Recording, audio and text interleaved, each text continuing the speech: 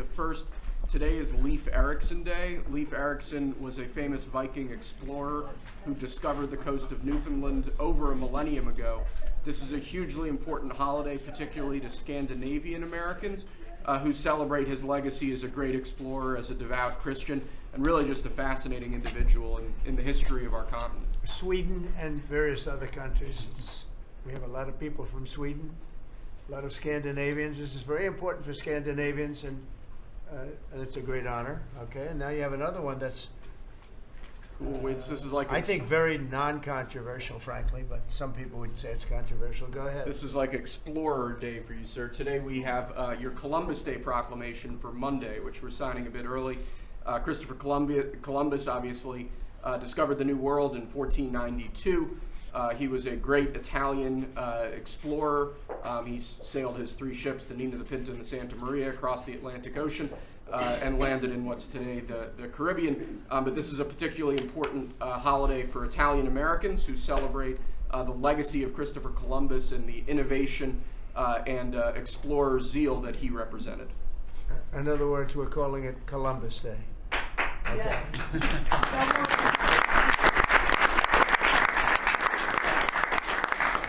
That was the press that broke out in applause.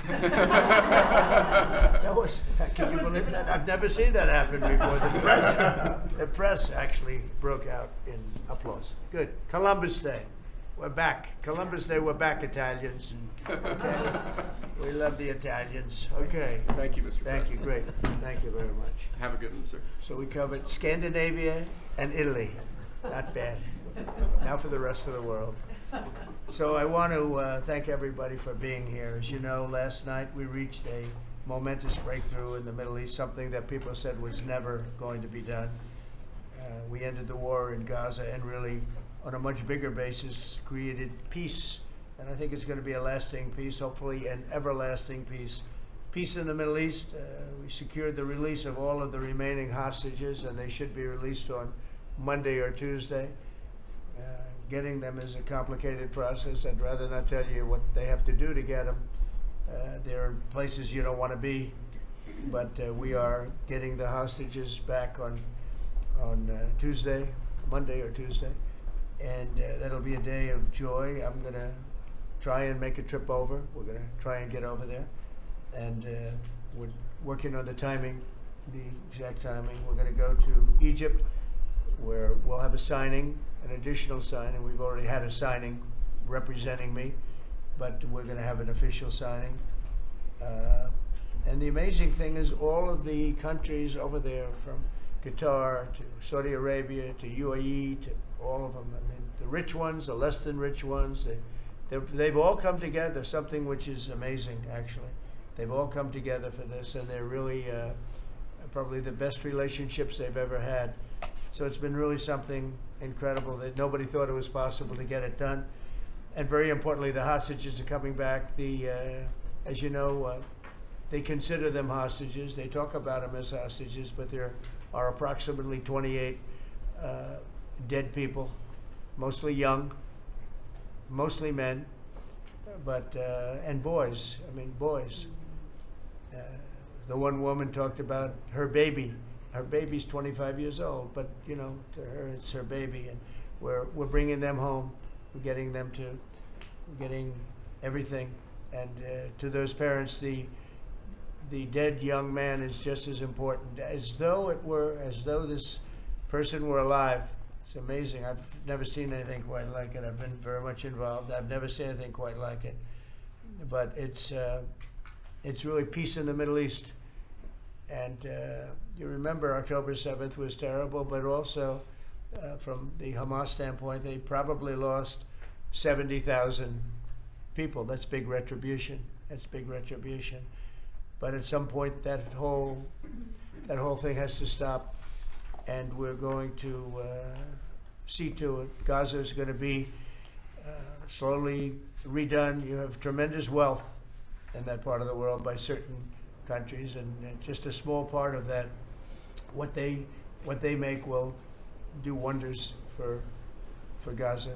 And I think you're going to see some tremendous countries stepping up and putting up a lot of money and taking care of things. But there's tremendous spirit like I haven't seen. And even the news, I won't call it fake news for this purpose, because they really were very fair today, I must tell you, in all cases. But they covered it very well. They covered it very fairly. Everybody loves it. Everybody. People that were never giving us a fair shake, frankly, they can't even believe it. They're so they're amazed by it. A lot of people are. But it was just everything came together. I think the attack was very important on Iran, because let's say that didn't happen, they'd probably by now have a nuclear weapon, numerous nuclear weapons, and therefore even if we signed a deal, there'd be a big dark cloud over it, and it wouldn't be the same thing. So Iran's different, but Iran wants to work on peace now. They've informed us, and they've acknowledged that they're totally in favor of this deal. They think it's a great thing. So we appreciate that, and we'll work with Iran. As you know, we have major sanctions on Iran and lots of other things. We'd like to see them be able to rebuild their country too, but they can't have a nuclear weapon. So I want to express my tremendous gratitude to the leaders of Qatar, Egypt, and Turkey for helping us reach this incredible day and for being there. They were there with us all the way. And of course, as you know, Saudi Arabia and Jordan and so many. I will tell you, President Erdogan was personally involved in dealing with Hamas and some of the others. He's been great. They've all been really amazing. Indonesia's been amazing. Indonesia's been fantastic. The whole world has come together for this. People that didn't get along, people that didn't like each other, neighboring countries that frankly didn't like each other, but now it's just this moment in time. So we look forward to welcoming the hostages, like you can't believe, home to their families, and that'll take place early next week. We hope Monday or Tuesday. And all Americans should be proud of the role that our country has played in bringing this terrible conflict to an end. And I want to thank, some of the people. JD, you were fantastic, and Pete, you were great. Marco was fantastic. Some of you were very much involved. I'm looking around. So indirectly, I think almost everybody in this room was involved. Susie, I want to thank you very much. You were incredible. You've done an incredible job. So, and yes, John, what you've done was invaluable. CIA, John Radcliffe, and he's done an incredible job. So I want to thank you all, and if I'm missing anybody, I apologize, but you've been amazing. And then you have Steve Witkoff, who worked so hard. And you remember we settled 7, this is number 8, we settled 7 wars, or major conflicts, but wars. And this is number 8. And the one that I thought would be maybe the quickest of all would be Russia-Ukraine, and I think that's going to happen too. But in the meantime, they're losing about 7,000 people a week, and that seems pretty bad. They're losing mostly soldiers, young soldiers. They go out to war, and they're getting killed. And while it doesn't affect us in a lot of ways, we've got a big ocean in between, you don't want to see that happen. It was a big mistake. That war should have never happened. It would have never happened if I were president. So we're here this morning for a cabinet meeting as my administration continues to deliver for the American people, despite the radical left lunatics that shut down our government. You have Democrats that they've lost their way. They have no leadership. We don't even know who to deal with over there. At least they know who to deal with. We have no idea who we're dealing with over there. It's like they have no idea what they're doing. Republicans have voted repeatedly to pass a clean, nonpartisan bill to reopen government at the same funding levels. We're not going to do anything only good for health care. We're really, I think, become the party of good health care. And they keep using health care as a cudgel. They want to try and get everyone thinking about health care. We're the ones that are saving health care. In fact, one of the things we're doing is we're going to be reducing the cost of medicines by 100%, 200, 300, 500%, and even more than that, because as you know, we're in the process of favored nations right now. We've exercised a clause because we were subsidizing the entire world. The entire world pays a fraction of what the United States has been paying. And we've already, numerous Pfizer and other companies have already signed. And Other countries are a bigger problem because they've been getting a subsidized rate. We've been paying for years. This has gone on for 30 years. We've been reducing the rate of drugs for other countries because we've been paying much more than we're supposed to. And they used all sorts of ideas like research and development. I said, what about Germany? What about these other countries? Aren't they paying? No, we have to pay research and development. It was all nonsense, and I couldn't listen to it anymore. So it's a very radical, big, tough shift. Very tough. We got a lot of things going up there. But, you know, and you probably heard me say this in my first term, I think it was my third year, we reduced drugs from the beginning of the year to the end of the year. And I was so proud of it. I actually had a news conference to announce it, and it was 1/8 of 1%. Think of that, which is barely a reduction. But it's the first time in 28 years that there was a reduction in drug prices for the year. So from the beginning to the end, it was 1/8 of 1%. And I was so proud of myself. I did something that nobody else could do. But when I started to think about it, I said, does it make sense? And then I'm starting to look at numbers where a pill or a treatment or some pharmaceutical product is selling in Europe for 10% of what we pay for in New York City or in any one of our places and cities, states. And then I see people leaving for other countries to go buy their pharmaceuticals, where they make journeys to various other countries, including Europe, where they got the best bargains of all. And I put an end to it. It's over. And now we're, in major, I guess, disputes, but we're winning the disputes by a lot. With the countries, a couple of countries said, we won't do this. I said, well, it's unfair that we're paying 10%, and, you're paying just a fraction of what we're paying for the same product made in the same plant. And they said, well, we're not going to do it. I said, that's okay. You don't have to do it. But I'm going to put a tariff of 9% or 7% or whatever the amount of money is, and I'm going to put a tariff on your country for the amount of money that you're taking advantage of us for. No, you can't. I said, yeah, I can do that. I'm going to do that. And they would immediately agree. And I'd make the tariff substantially more than the number we're talking about. And they would immediately agree. So we have the consent, I think, Bobby, of every country, essentially. They know that if they don't do it, we're going to put a tariff on for double the price, and then they're going to do it. So we never had that before. You never had anybody in here that knew what the hell they were doing, I'll be honest. It really makes me angry, because for years and years, and this started many years ago, and basically we subsidize the world. So this is going to have a huge positive impact on Medicare, Medicaid, even Social Security. But anything where there's pharmaceuticals, drugs involved, it's going to have a tremendous impact. So we're going to get drug reductions of 100%. I told you 1/8 of 1% that I was proud of myself. Now you're going to get 100%, 150%, 200, 300, 400, 500%. You're going to get the biggest drug reductions that you've ever seen. And they're already, I guess they're starting to kick in, but we've made deals with numerous companies and we're going for the full board. We want whatever the price is. So that would mean that the world price, because the world is bigger than the United States, a lot more people, but the world price will go up a little bit and our price will come down a lot. So if a pill sells for $10 in London and $100 here, the pill will go to $20 in London and $20 for us. It's pretty simple. And that is a number that nobody can even fathom. It's a little like tariffs. Nobody knew how big they were. Nobody knew until they started seeing the trillions of dollars that have come in. I don't know why they didn't understand it. It's something they should have understood. We were taken advantage of for years with tariffs, and now I don't want to say we're taking advantage, but we've become a very strong country because of the money that's coming in.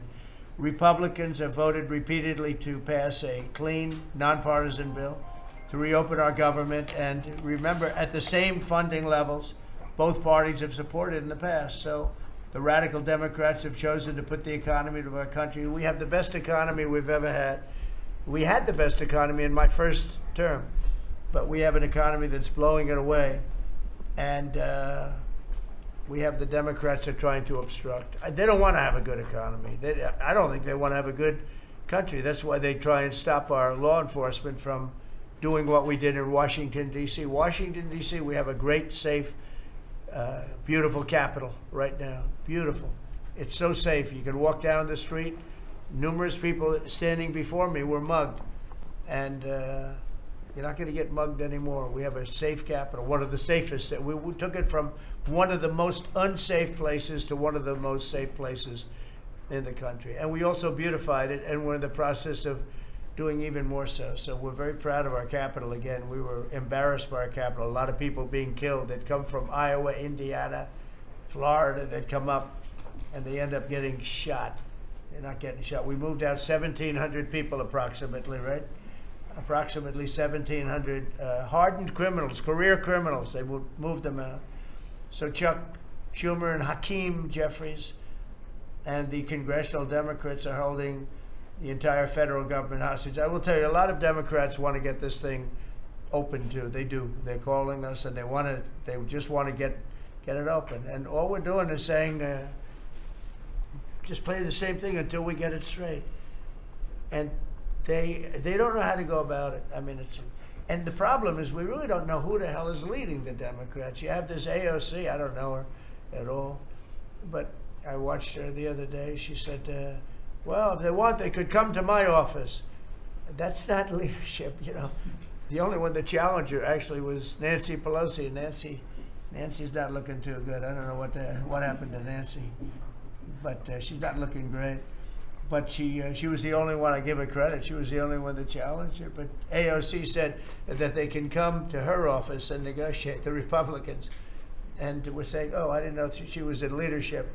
But she's taking Hakeem Jeffries' place, and Schumer's afraid that she's going to run against him. And right now, I don't know. It can change. Life is crazy, right? But right now, he can't beat. I don't think he can beat anybody. So he'll lose in a primary. I would say he'll retire before he loses in a primary. So I think Schumer's going to retire because he can't beat anybody. His polls are so bad. Meanwhile, the Democrat shutdown is causing pain and suffering for hardworking Americans, including our military, our air traffic controllers, and impoverished mothers, people with young children, people that have to live not the greatest of lives. But we're doing so many tax cuts. We've cut their taxes. The great big beautiful bill, we've cut their taxes at levels that nobody's ever seen. I mean, no tax on tips, no tax on Social Security, no tax on overtime. It's been a great thing for a lot of people. They're doing great. Despite all of the damage that it's caused, the shutdown has been, pretty damaging. I mean, it's not yet because it's early, but it gets a little bit worse as it goes along. And we'll be making cuts that will be permanent. And we're only going to cut Democrat programs. I hate to tell you. I guess that makes sense. But we're only cutting Democrat programs. But we're going to start that, and we have Russell can talk to you about it if he wants to, but we'll be cutting some very popular Democrat programs that aren't popular with Republicans, frankly, because that's the way it works. They wanted to do this, so we'll give them a little taste of their own medicine. But Chuck Schumer proclaimed this morning that every day gets better for them. No, every day it's actually getting worse for them. And they're having a rebellion in the Democrat Party because they want to stop. And if you saw all of Schumer's, I watched last night like 10 different times over the years, he said, you can't shut down government, you can't shut down, and now he's the one that shut it down. So this is a confession that he's acting not to serve the people, but to serve the partisan interests of his party. And I don't think he's serving them well because they're way down. Look, they just lost an election in a landslide. It was interesting. I watched Kamala. It was a sad figure. I watched her the other day saying the election was very close. I said, no, the election was a landslide. We won the popular vote by millions. We won the Electoral College by, I think, 312 or 315 to 220 something. But there's another one that we won that's why when you see the maps are completely red. It's counties. The counties, we won at 2,505 to 525. So 2,500 to 525. That's called one of the greatest, biggest landslides in history. And that's one that people are using now as a primary. But literally, when you see it colored in, the entire country is red representing Republicans. So, you know, they go around, they just lie. They just lie. And everything's a big lie with them. Well, the other side, and the other thing I don't understand is, Christie, I looked at crime numbers in Chicago. They're through the roof. And I have a governor who stands up every day and tells us how wonderful Chicago is. Just a lie. It's like a con job. It's like Gavin Newsom. He says how well he's doing in California, and they're doing terribly. Population's getting smaller. People are leaving. And other people are coming in. And, you know, I wouldn't say it's an even trade. While the other side is focused on playing games, the Trump administration is focused on creating jobs, bringing down prices, and we've really brought them down a lot. That's the other thing. We're bringing down prices a lot. We're bringing down grocery prices, but the big thing is energy. When you bring down energy, everything comes down, and the energy prices are way down. I see we're down to about $61 now a barrel, and what gasoline's going to be, I think gasoline's going to be below $2 at some point in the pretty near future. It's very low, much lower than it was under Sleepy Joe. And we're restoring law and order in our country. We're restoring it here, but we're restoring it right now. We're in Memphis. We're going to Chicago. We're going to other cities. Many governors are asking us to, including Democrats are trying to ask. I don't know what the big problem is. If I were a Democrat governor, I'd be saying, whatever you can do to get crime down, I'll take anybody. You can bring them in I don't care who it is. A lot of people said that. They interviewed women, these beautiful women in Chicago, black women with a MAGA hat, a red hat. They said, we don't care who he brings in here, but this place is really dangerous. We just want crime to stop. It's true. They don't care. You know, they don't differentiate between the National Guard and the Marines. They don't care. They'll take anybody. And that's the way it is. I mean, they want what we did in D.C., they want to happen to them. And it's happening in Memphis already. I see in less than a week, the numbers are really good. And it'll be great, and we'll fix that. We'll go to various other places, and we're going to be stopping crime in our cities. And that's a great thing, and we won't get credit for it, but it's a great thing. We've launched a historic campaign to take back our nation from the gangs and the street criminals, violent repeat offenders, illegal alien lawbreakers, domestic extremists, and savage, bloodthirsty cartels. And very little, by the way, is coming in by water, in case you haven't known. The drugs aren't coming in by water. In fact, we can't even find any boats in the water anymore. We had boats, we were like a subway train loaded up with drugs. Every single boat that you see getting taken out kills 25,000 Americans. Think of that. Because it's pretty tough stuff, but it kills 25,000 Americans. So when you hear that, it's no longer tough. But here in Washington, we've deployed federal law enforcement and National Guard to restore public safety, and we're working to replicate that in numerous places all over the country. And we have a very powerful military. We have a very powerful National Guard. I want to thank the governor of Texas, who has been, as usual, great. Governor Abbott, he gave us 400 troops without even a question. And we have other governors likewise doing what has to be done, because they know we have to confront crime. We're directly confronting the sinister threat of left-wing domestic terrorism and violence, including the terrorist group Antifa. You saw that yesterday. We had a news conference. Antifa's out of control in Portland and other places, but mostly Portland in the case of Antifa. And we had people that were really badly affected by them. It was terrible. So one of those things, but we're knocking the hell out of them.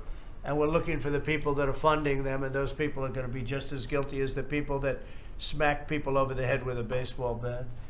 And I'd like now to ask Attorney General Bondi and Secretary Noem to discuss this a little bit and tell where we are.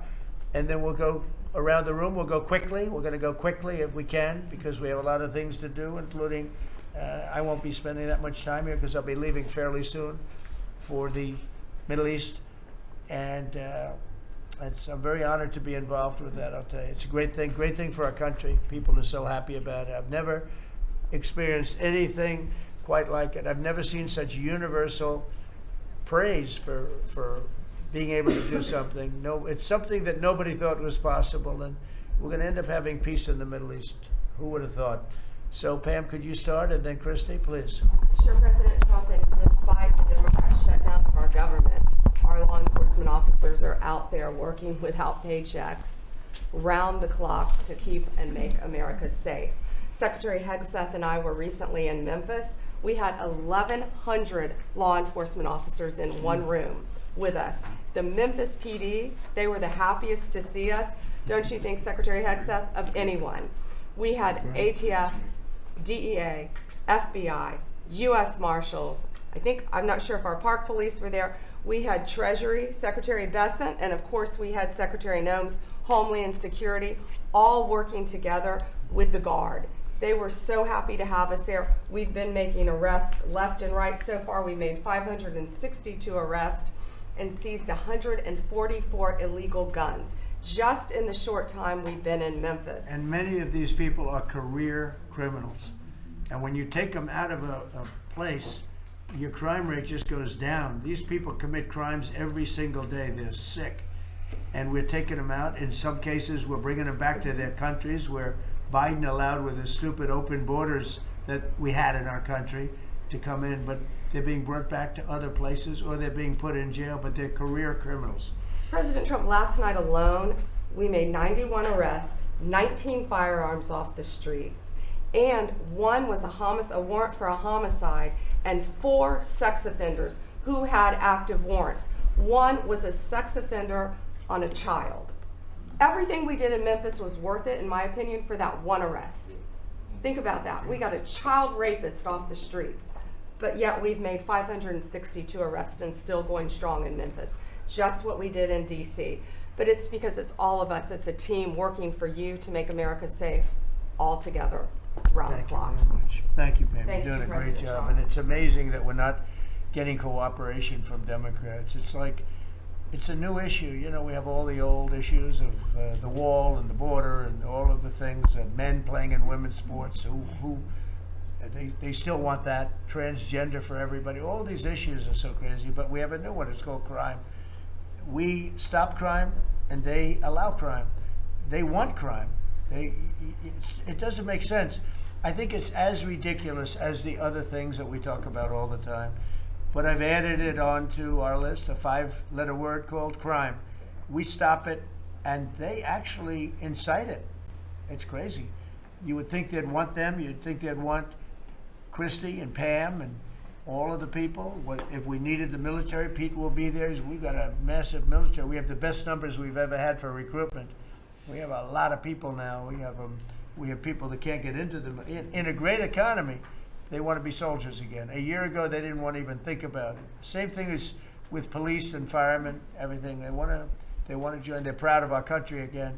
Christy, go ahead, please. Well, sir, thank you for your leadership and for deploying all of government to help us keep our country safe. You have talked extensively about how threatened our ICE officers are, but all of our law enforcement out there. And we saw the shooting in Dallas at that facility, so we're hardening all of our buildings and making sure that we have more security measures, snipers on the roof, people to protect our law enforcement while they're out there on the streets. But what I'm also doing, sir, is, and with your authority, is we're purchasing more buildings in Chicago to operate out of. We're gonna not back off. In fact, we're doubling down, and we're gonna be in more parts of Chicago in response to the people there. And then I was there a few days ago and looked at some facilities that we can deploy more law enforcement out of, because what they're trying to do with these riots and violence is distract us and keep us from going after those murderers and rapists that are out in the streets. And then I was in Portland, went out and back on Tuesday and met with the governor, met with the mayor, met with the chief of police and the superintendent of the highway patrol. They're all lying and disingenuous and dishonest people. Because as soon as you leave the room, then they make the exact opposite response. So we're looking at new facilities to purchase. They're in Portland too, and we're going to double down. And I told them if they didn't meet our demands for safety and security on the streets and work with us, then we were going to bring in more federal law enforcement. So I want to thank Pete and the Department of War for all their help. They've been fantastic, but while we fight litigation and work with Pam on that, we're going to send more of our resources and men and women out there to keep everybody safe. So no worries. What we see in DC and what we see in Memphis for benefits for people in the safety and security, we'll see that in Chicago and Portland. The numbers in Memphis, it's only a week, but the numbers have been amazing, I understand. That's exactly right. The crime numbers are way down. Fantastic, and it shows what a partnership can be between local law enforcement and the federal government. And if we have to do it the hard way in Portland and Chicago, we will. But the people demand the safety. My lawyers are in court right now as we speak for you, arguing in Chicago and Portland to keep them safe, to bring in the guard. The government doesn't want it there, but we do. We're going to keep their citizens safe, thanks to The you. people want it. I don't understand the politics of it. I don't understand why Pritzker is trying to protect people that are really bad They're people. more scared of the anarchists that are on the street and the politics of it than they are of doing the right thing. I think they're afraid. Yeah, I they think are. they're threatened. They don't tell us, but I think Pritzker's threatened by people. There's no other reason that this could be possible, that they don't want to have a safe Chicago. And we can solve the problem very quickly. And we're doing that anyway, regardless of if he doesn't want it or if he does want it, we're doing it anyway. So make sure. I asked the mayor that himself. He said that Portland was perfectly safe, a beautiful city, no problems. And I said, well, why did you clear the streets for me today then and build out a 4-block radius to make sure I could get in and out of here? And these people on the street screaming death to ICE. There's graffiti that says Molotovs melt ICE. We have the guillotines. We're going to use them. The things It's that almost different. It's like anarchists. It is, it really You know, is. it's really different than a lot of the others. This is a sick situation, but those are anarchists. Those are people that want to overthrow government. They're really degenerates. And we're finding out who is supplying all of those beautiful signs and everything Well, else. Scott's been fantastic. His team finding the financial networks is great. That's what gives everybody. Scott will do that. That's easy for Scott. We got a great team, sir. That's good. How about we go to Marco? You could talk a little bit about what's going on, and Well, go ahead. yeah, Mr. President. I don't know if one day perhaps the entire story will be told about the events of yesterday, but suffice it to say, it's not an exaggeration that none of it would have been possible without the President of the United States being involved.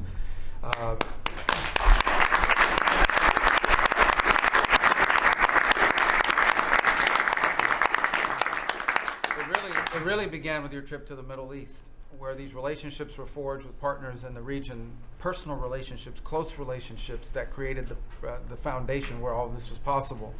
Where I think this really took a turn. Remember, a month ago, no one thought this was possible. Where it really took a turn about a month ago, less than a couple weeks ago, is when we were at the United Nations, and you convened an historic meeting, not simply of Arab countries, but of Muslim majority countries from around the world, including Indonesia was there, Pakistan was there, and created this coalition behind this plan. Then on that following Monday, you met with the Prime Minister of Israel here, and that plan was presented.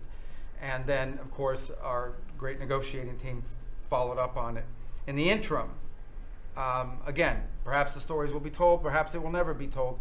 The President had some extraordinary phone calls and meetings that required a high degree of intensity and commitment, and made this happen.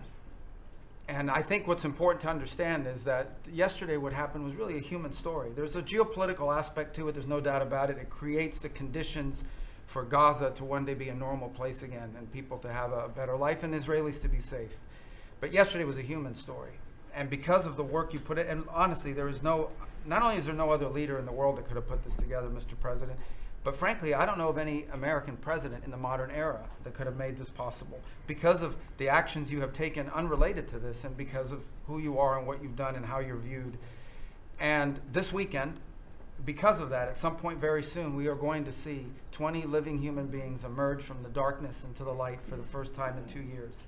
And that is because not only were you used the credibility and the power and the prestige of this office and the relationships you created, and you committed yourself to making it happen. And I think it will go down as a historic moment in the history of our country, and something our country should be very proud of, that we have a president that's committed to not just peace, but to the human aspect of reuniting these families. My last point on this is just a couple days ago, Secretary Lutnick hosted us all, many of us, at the Kennedy Center. And we had these families, we've interacted with them for so many years, for 2 years now. And the stories are heartbreaking, both whose families are alive and those who are deceased as well, who want their relatives back so that they can complete the process of grieving. And it was, we had all hoped that perhaps that was the day that we would have an announcement for them on the anniversary of the 7th. But I know you were able to speak to some of those families last night. And I just hope the whole nation understands how incredibly proud they should be of their president and of their country for the role that they've played. And I don't want to let this moment pass, Mr. President, without also noting the incredible work of Steve Witkoff and Jared Kushner. They're an incredible team working together, facing some substantial impediments to even being there this weekend and doing it. Let me just leave it at that.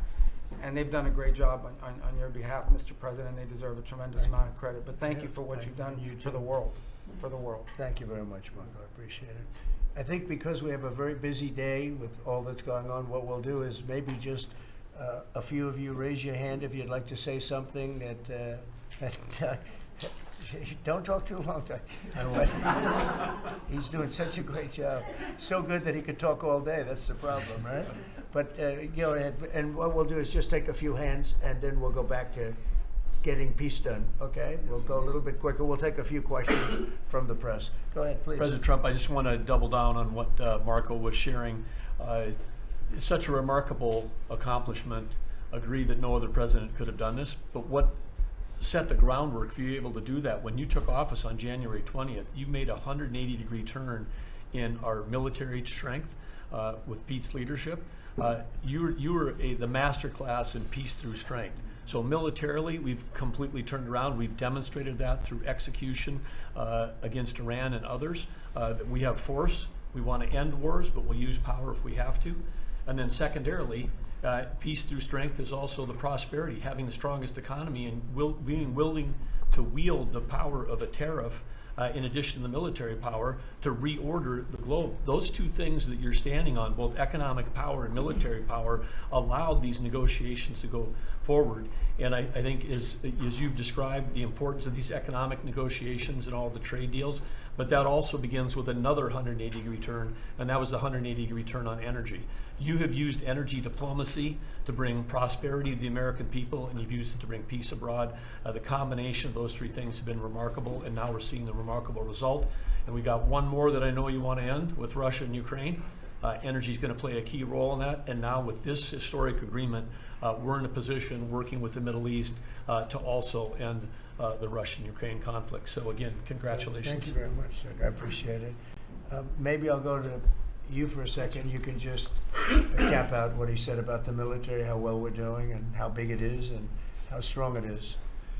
Mr. President, you're exactly right. At the War Department, you don't get peace without strength. And our job is to be the strength part of the equation and deliver that when necessary, as you demonstrated with your Order of Midnight Hammer, and the entire world saw. And I just want to echo what Marco said. It is a personal honor to be able to witness the way you lead and negotiate.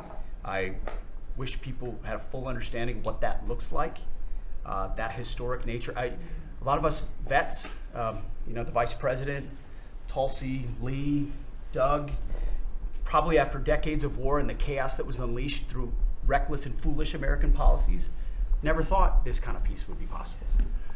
Yet, with your strength, with your ability to wield trade negotiations, personal relationships, to open up that opportunity is truly historic on the world stage.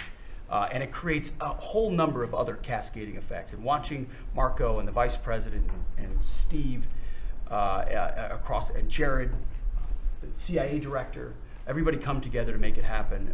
You've formed a phenomenal team, Mr. President. And at the War Department, our job is to make sure if and when there's question about American commitment, the whole world knows we've got the biggest, strongest, most lethal, and most ready War Department in the world, which is true, which is why we saw record recruitment in 2025, Mr. President. The first 2 weeks of 2026 already blows that out. FY 2026 already blows it out of the water. In fact, re-enlistment has already met its year-long goal in the Marine Corps in 2026. In 2 weeks. Okay?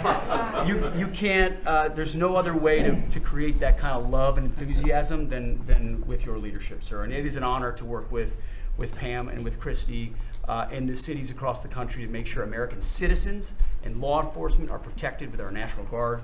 But that's a core mission. And last thing, Mr. President, on the southwest border, the first group that rotated in to lock down that border to 0 crossings is now rotating out.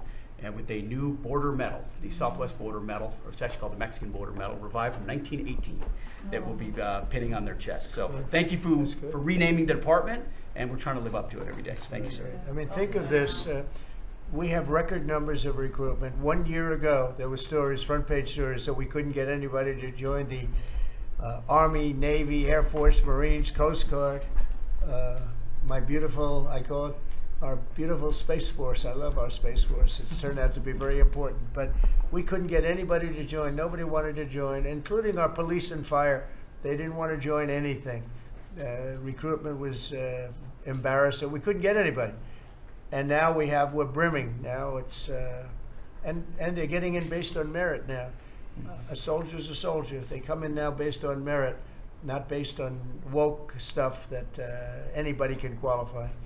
You have to qualify for jobs. You have to qualify for certain types of jobs. And it's amazing. So we were embarrassed a year ago. Think of it, a little bit more than a year ago. I think it stopped on November 5th. I think it really started, this all started on November 5th, the election day. But now everybody wants to be in. We have an overabundance, and maybe we should raise it a little bit. I don't know. I like that idea, sir. But we could raise it. But we have so many people want to join, and they're proud of our country again.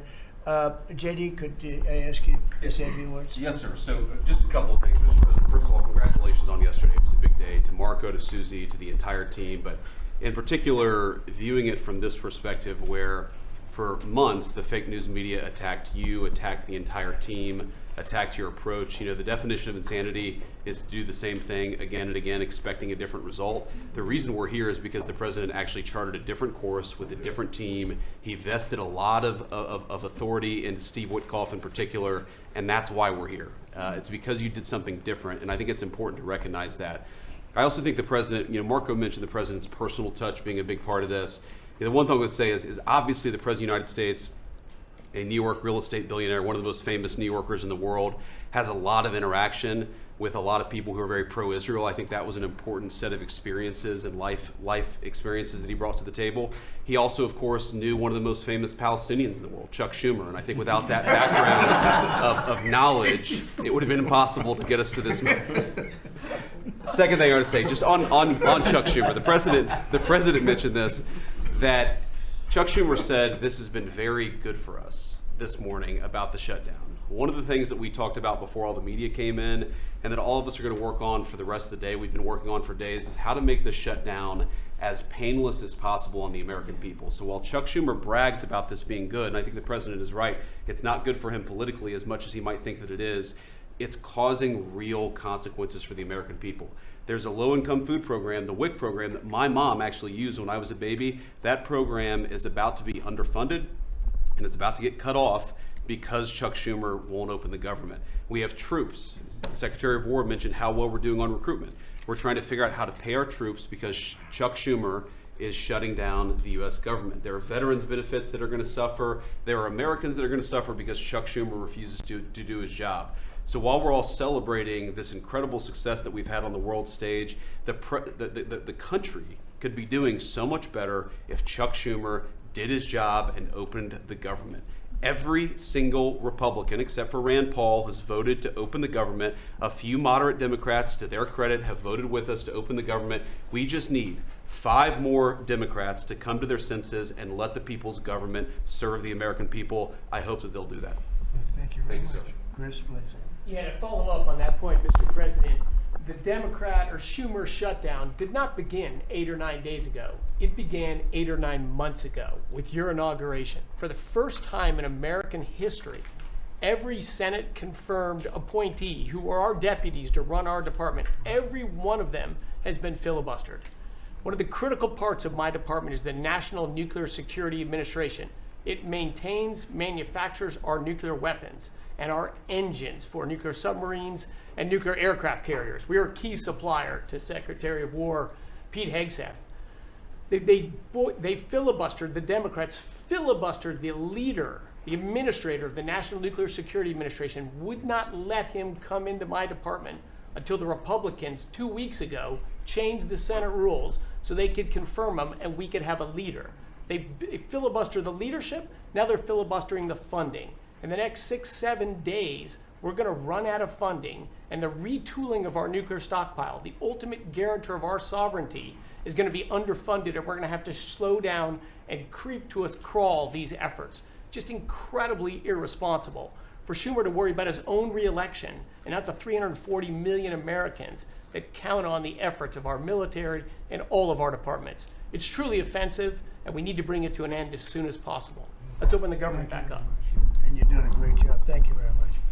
Bobby, did you want to say something? You got a lot of things happening. A lot of very positive things, actually. Mr. President, I'm glad you're getting bipartisan accolades on the Mideast Peace Agreement. You should also get bipartisan accolades on the MFN agreement. It is an historic agreement that's going to benefit every hardworking American. It's going to lower the price of drugs for every American. By the time this administration is over, we will have 95% of the drugs in this country will be the lowest price in the world. It immediately begins to affect Medicaid, Medicare, Social Security, the other government programs. I remember when I went through the confirmation process, and the principal preoccupation of the Democrats during that process was whether I would continue the IRA negotiations on drugs. The Democrats negotiated 10 drugs. I'm supposed to negotiate every year 15. The 10 that they negotiated, they claimed to get a 22% reduction, but it was a lie. It was 22% under the list price, which was actually higher than the price we were getting. So Medicaid, Medicare ended up paying more for those drugs than they were paying beforehand. They only got a benefit on one drug. One was tied. 8 of them were lower. So they should be applauding what we're doing now. We're doing something that every administration, Democrat and Republican, has been saying that it was going to do for decades, and you got it done because you understood the power of the tariffs, that we had leverage over these companies. And you did it in a way which you asked us to do, to negotiate in a way that was not going to stifle innovation, that was going to make sure that those companies could bring their production home, and they are doing that. And it was a profound success. It will affect every American for 100 years. And you should be getting bipartisan accolades on that. I'll say one other thing about Tylenol, only because of this. This morning before I came in here, somebody showed me a TikTok video of a pregnant woman, 8 months pregnant. She is an associate professor at the Columbia Medical School, and she is saying F Trump and gobbling Tylenol with her baby in her placenta. And the level of Trump derangement syndrome has now left political landscapes, and it is now in the realm of pathology. And a mother could overwhelm millions of years of maternal instinct to put her baby at risk. And all you have to do is look at the studies which you and I talked about. It's not dispositive that causes autism, but it is so suggestive that anybody who takes this stuff during pregnancy, unless they have to, is irresponsible. There are 15 rodent studies. Every one of them shows if you give it to the mother, the babies, and particularly the male babies, have profound neurological and behavioral changes. There is a study from Johns Hopkins on cord blood where they divided women into 3 categories: those who had the least acetaminophen in their cord blood, and those who had the most. The ones with the most had 3.6 times the rate of autism in their children. The middle category had 2.2 times, so it's a dose-related response. And there are dozens of studies that show the countries that use the most have the highest level of autism. Cuba has the lowest level in the world of acetaminophen use, and it has the lowest autism rate in the world. So this is not dispositive. It is not proof. We're doing the studies to make the proof. But in the meantime, the precautionary principle should apply, and any mother who is taking this stuff during pregnancy just to get back at Donald Trump is doing something that is pathological. And we're seeing that across the board. I got a lot of other stuff to talk about, but I know we got a short time here. But thank you, Mr. President. You're making our country healthier again. Thank you, Bobby. Could you just, for the record, state what the autism was, let's say, 20 years ago and what it is today? In 1970, the largest epidemiological study in history was performed. 900,000 kids were looked at. They were looking for autism in Wisconsin children. They looked at every child in Wisconsin who was 8 years old. They found an autism rate of 0.7 per 10,000. So almost close to 1 in 20,000, less than 1 in 10,000. Today, the autism rates are nationally 1 in 31, but it's actually much worse than that because California, which has the best collection system, reports an autism rate of 1 in every 19 children, 1 in every 12.5 boys.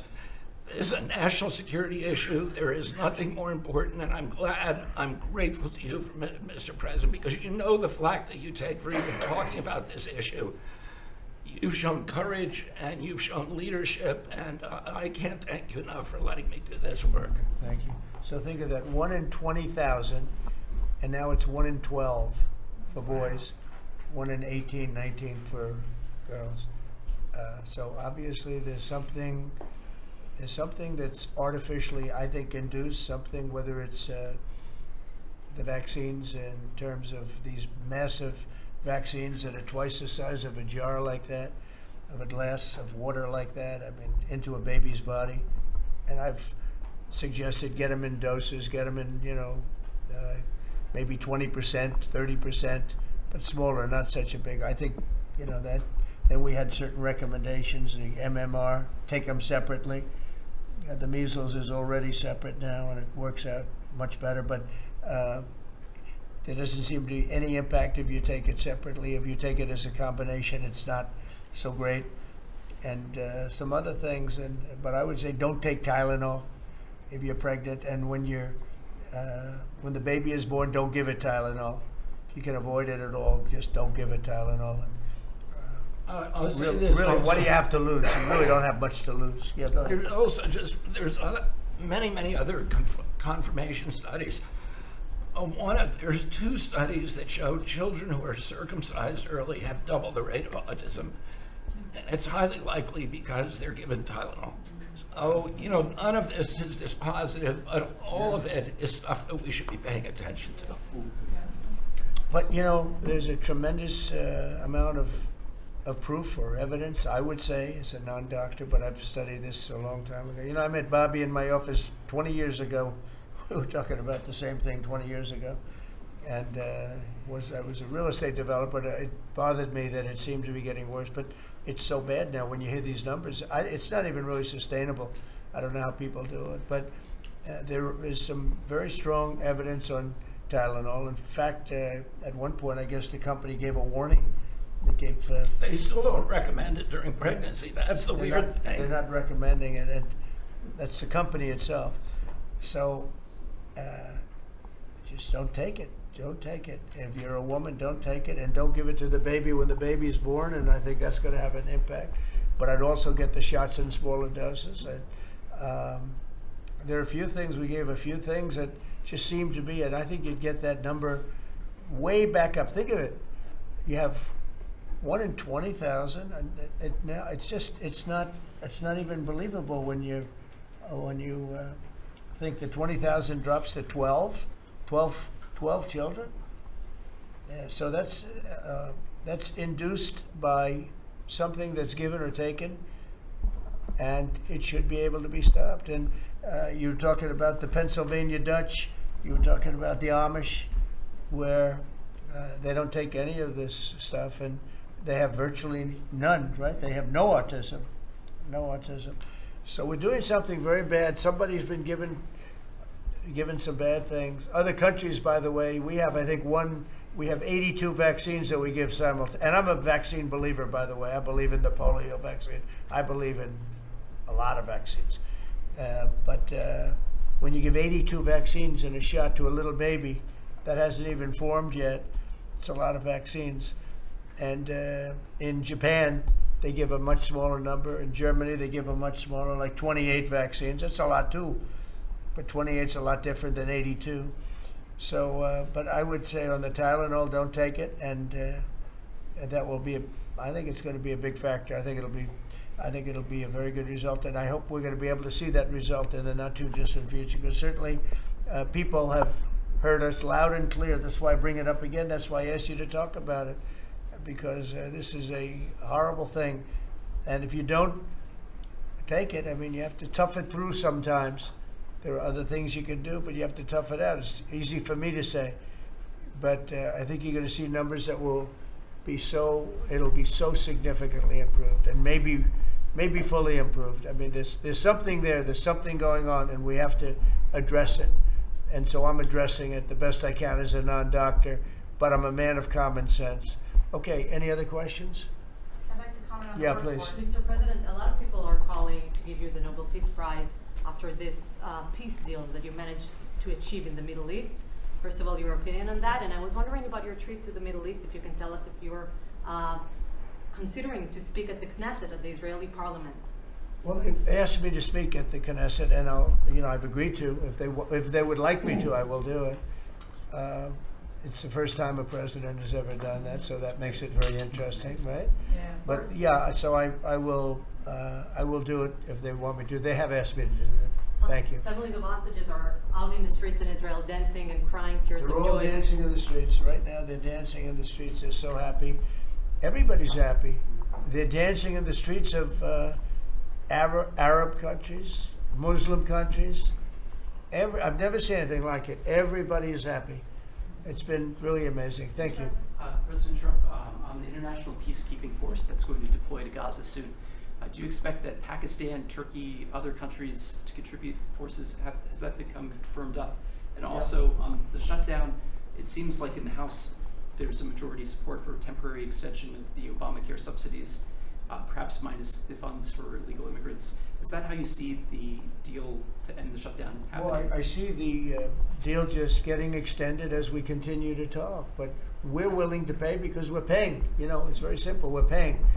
And the Democrats are the ones that caused this problem, and it's a big problem for them. And they have a lot of break in their ranks. But so I see that, you know, I think that'll get worked out. But we want to get back before we do this. We don't want to have a gun held to our head. We don't like that. And the public doesn't like it either. So we want to get back. And I think it's going to work out. I think it's going to work out very well. It's something that shouldn't have happened. This was supposed to take place before the election. You know, this was supposed to take place on September 28th before the election.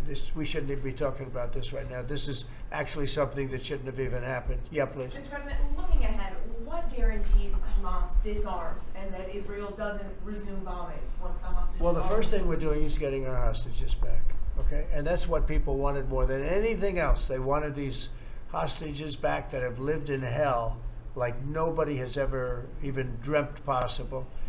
And after that, we'll see. But they've agreed to things, and I think it's going to move along pretty well. But what is phase two? When Well, does I'm it not going to begin? talk about that because you sort of know what phase 2 is, but there will be disarming, there will be pullbacks, there will be a lot of things that are happening. You know, I gave you a whole list of 22 different things that will take place. And I think it'll take place, and I think you're going to end up with peace in the Middle East. But we have to get our hostages back. And we weren't going to do it at the end. We're going to do it at the beginning. We said we want them at the beginning. We're not doing it. You know, we got the hostages back. We did, as a group with Steve and Jared and Marco and me and all of us. We got the hostages back. We got many of them back. Many, unfortunately, were dead. But we got many back that are now living with their families, with their parents in many cases, and with their husbands, families, wives. Many of them, they celebrate all over. They're the ones that are celebrating the loudest. They're all over. There are a lot of them that we got out. But the last 20, and I always said the last ones are going to be the most difficult. But it's been a very big deal getting the hostages out. But the rest is going to take place too. And can you promise Palestinians they will be able to stay? Well, they know exactly what we're doing. We're going to create something where people can live. You can't live right now in Gaza. The place is it's a horrible situation. Nobody's ever seen anything like it. So yeah, we're going to create better conditions for people. Yeah, please. Mr. President, excuse me, what kind of security guarantees is the United States going to make for Gaza? Well, we're going to work with very wealthy countries that love people, frankly. I know them very well. They love people, but they love Arab people, and they love Muslims, and they love, I think right now they love everybody, and they're immensely wealthy, and they're going to be involved in putting up money, and for them it's a small amount of money. For somebody else it's a large amount of money, but these are the wealthiest countries in the world, and they'll be very much involved in making it as good as possible. And what's your take now on a two-state solution, sir? Just to follow up on that. On what? What is your view now on a two-state solution today? I don't have a view. I'm going to go with what they agreed to. Mr. President, given that there are some health provisions for Israel in this agreement, are you at all concerned that Bibi Netanyahu may not continue in his post and be deposed? That Bibi may go a little bit out of whack? That he may no longer be Prime Minister? Look, that's politics. It could be. I don't know. I think he's very popular right now. He's much more popular today than he was 5 days ago, I can tell you. Right now, I think maybe people shouldn't run against him. 5 days ago, it might not have been a bad idea. No, Bibi's this has been a very good thing. I don't think he did it for that reason, okay? But I think just looking as an analyst would look at this, I think Bibi should be very popular right now. Yeah, please. What will happen if Hamas says that it cannot locate or was not able to find all of the deceased hostages' bodies within the time? Well, we'll have to see. I think that's going to be, it's largely been answered. We know where most of them are. Actually, the bodies are a bigger problem because some of the bodies are going to be a little bit hard to find. It's a terrible thing to discuss even, but yeah, we're all people. We're grown-ups. We understand life. Nobody can understand this stuff because this could have taken place. But we have the hostages for the most part, and so I don't think it's going to be overly big. The situation with the bodies, they say 28. Some are going to be a little bit hard to find, but we're going to do the best we can. Yeah, please, behind you. Yeah, behind you. Please. Thank you, sir. Regarding Jared Kushner's role in the negotiations, can you explain a little bit about why he came on at the last minute? And then in regards to the WIC program that the Vice President mentioned, do you know when the funding that you promised through the tariff revenue will actually go through to communities? Because there's reports that WIC providers are actually saying it goes down today. Well, okay, let me just answer the Jared. So Jared's a very smart guy. He did the Abraham Accords. As some people say, the Abraham Accords, which I love the way that sounds, but he did the Abraham Accords. It was a great thing. 4 big countries joined. If I were president, if the election would have been a correct election, which it wasn't, you'd have every country in there. Maybe even Iran would have been in there, frankly. But you'd have every country in. Now, by the way, that's going to be filled up rather quickly. People want to join the Abraham Accords. And I put Jared there because he's a very smart person, and he knows the region, knows the people, knows a lot of the players. And the combination of him and Steve Witkoff and Marco and Cooper, who as I hear has been fantastic, and others that were involved. JD was very much involved. I mean, we had a very smart group of people working. We had a lot of different players, different countries, and very diverse countries, very different from each other. They had certain things in common, but they had a lot of things, mostly things that were not at all common to their countries. So we had a very smart group of people. These are high IQ people. Okay, I talk about how many low IQ people we have in our government. We got some real low ones, but some shockingly low. But these are very high IQ people, and that's what we want. I like high IQ people. Yeah. Mr. President, thank you. Can I ask you about the China? You're meeting with President Xi. The Chinese have now set to put in new export controls on rare earth minerals, and they've stopped buying soybeans from the U.S. What do you hope to get out of that meeting now with President Xi? Well, we'll see. I mean, I just heard this a little while ago before we came in, so I haven't been briefed on it. the export. I mean, look, we have the ultimate export. We have import, and we have export. We import from China massive amounts, and maybe we'll have to stop doing that. But I don't know exactly what it is. Neither do you. Neither does anybody. It's a little bit soon. I just heard about it. So Scott and Howard will figure that out, and I'm sure we'll be able to handle it. Could I ask you about the soybeans? What is the plan to help farmers? Is it direct checks? Is it tax? Have you sorted that out yet? Well, what happens with soybeans is we're going to see more and more, I think, opening up. And part of the reason that we'll be he's got things that he wants to discuss with me, and I have things that I want to discuss with him. And one of the things is soybeans. I had a great deal with China where they would buy $50 billion worth of our farm product and manufacturing and other things, but farm product. And it was going along well. Then when the election turned out to be a rigged election and we had the wrong guy get in there, he didn't do anything about it. I used to call up President Xi every 2 weeks, or I'd call up people in China, say, you got to keep going. You're not buying the amount that you agreed to. And this went on for, ever since we signed the agreement. It was a great agreement. So they used to do 15 billion, and I got it up to 50 billion, and it was great. Then when Biden got in, they just never adhered to the agreement, and nobody in Biden's group, as you can imagine, did anything about it. So it just sat there for 4 years, and they didn't adhere to the agreement. And it's hard to go back after 4 years of nobody calling them, but I used to call them every 2 weeks. I'd say, you're a little low, or I appreciate it. Oftentimes I'd say, thank you very much. You are totally adhering to the agreement. But we had an agreement, they would buy $50 billion worth of our product, mostly farm product. And remember I said to the farmers, buy larger tractors and more land. And that's exactly what happened. They did well. But we do suffer. I'd like you to discuss that maybe for a second, Brooke. Sure. Very quickly, by the way. Yes, sir. But would you just talk about how Biden let us down? Biden, every single thing, every problem the farmer has is because Biden didn't do anything for 4 years. Go ahead. No, I think that's right. This president has been unequivocal in his support of the farmers. First of all, in term one, we worked on it so hard and opened up markets, but especially this term. But here's what everyone has to understand. The farm economy is in a very uncertain time. But that isn't because of the current trade negotiations, although certainly the China part is part of that.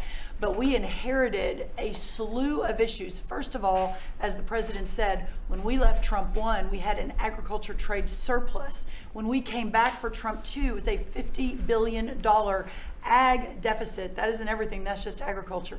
The second part is the cost of inputs for our farmers increased on average between 30 and 38%, but that includes fertilizer, it includes fuel, it includes interest rates, it includes labor. All of this came about under Joe Biden, a 47% increase in the cost of labor that now Secretary Chavez-DeRimmer and Noam and I are working on. Fuel is coming down, thank you. Interest rates, thankfully, are coming down. A 73% increase in interest rates for our farmers. They couldn't get loans to make sure that they could move forward. So that's all really, really important. And I think we have to realize what the president's commitment is this, that we're moving into an era of rural prosperity, of a golden age for our farmers in rural America. The trade renegotiations and the trade realignment that Jameson and Scott and Howard have led with the president's leadership is unlike anything that's happened in the history of our country. And those that will benefit the most are the original Americans, our farmers and our ranchers. The president has committed, if we need a bridge, he has talked about that to get us from the Biden years to the new Trump era. That's what we're working on every day. We've got to get the government reopened so that we can move forward on that. And once we do, we'll be able to move out a significant program to help our farmers. Long term, we have to change this hamster wheel of government. We've got to ensure that the farmers have the market to sell, and it's a national security issue and onshoring a lot of the food as well. So, sir, thank you. Thank you, everybody. I think that's enough. Thank you, press. Thank you, press. Let's go. Thank you. The country is doing very well. Thank you very much, everybody. Thank you, press. Thank you.